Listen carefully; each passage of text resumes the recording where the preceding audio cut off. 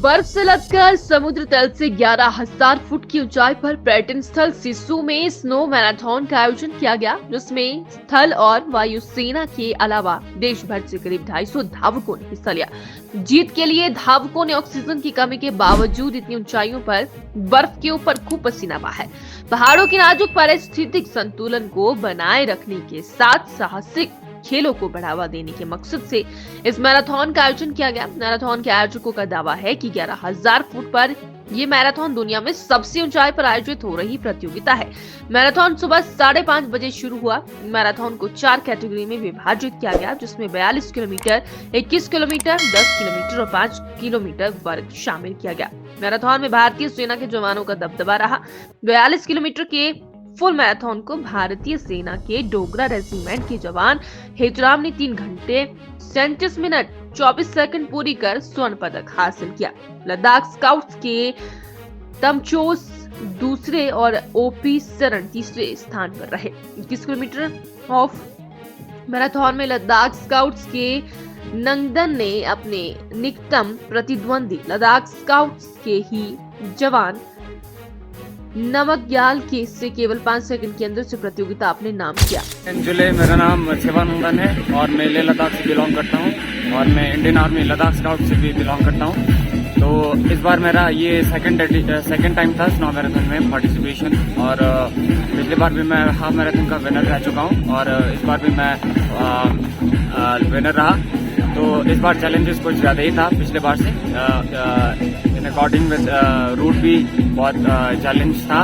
पिछले बार थोड़ा स्नो कम था पिछले बार, क्योंकि जाना में ये इवेंट हुआ था यहाँ पे ज़्यादा स्नोफॉल की वजह से। तो इस बार यहाँ पे कुछ ज़्यादा ही स्नो मिला और स्नो ही नहीं बल्कि पार्टिसिपेंट्स में भी बहुत चैलेंजेस था, जैसे कि यहाँ पे डोगरा स्काउट्स थे।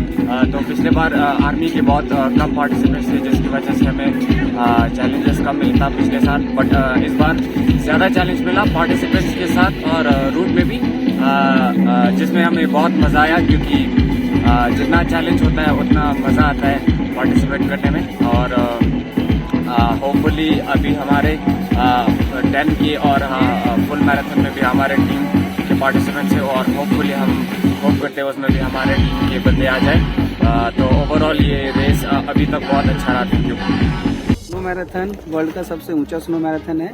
अभी इसका 4th एडिशन हम लोग ऑर्गेनाइज कर रहे हैं। इसमें 4 कैटेगरीज हैं, जिसमें फर्स्ट होता है 42 किलोमीटर, हाफ मैराथन है 21 किलोमीटर का, 10 किलोमीटर और 5 किलोमीटर। 4 फॉर्मेट में ये मैराथन ऑर्गेनाइज किया जा रहा है।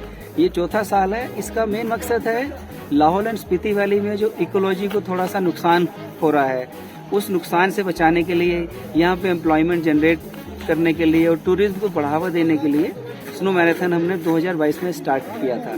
इससे यहाँ स्पेशली सिसु वैली को बहुत ज़्यादा फायदा हुआ है। यहाँ टूरिज्म को बहुत ज़्यादा बढ़ावा हुआ है। जो मीडिया हम लोगों को कवर करता है, इंटरनेट पे हम लोगों के बारे में लिखा जाता है, स्नो मैराथन के बारे में लिखा जाता है, उससे पर्टिकुलरली लाहौल वैली के बारे में लोगों को काफ़ी पता चलता है। हमारे इंटरनेशनल पार्टिसिपेशंस भी आता है, तो लाहौल वैली के बारे में इंटरनेशनल मार्केट में भी न्यूज़ जा रही है कि लाहौल में इस तरह का कुछ ऑर्गेनाइज किया जाता है। प्लस जो स्नो लोग एक्सपेक्ट नहीं किया करते थे, उस तरह का स्नोफॉल लाहौल वैली में लोगों को यहाँ आने पर मिलता है। तो हम लोगों का एक ही मकसद है कि किसी तरह से एक इकोलॉजी को कंजर्व करने का मैसेज आए। इसीलिए हमने बिस्लरी के साथ मिलकर एक प्लास्टिक रिसाइकलिंग का एक मुहिम शुरू किया है, जो आने वाले 6 महीने तक चलता रहेगा।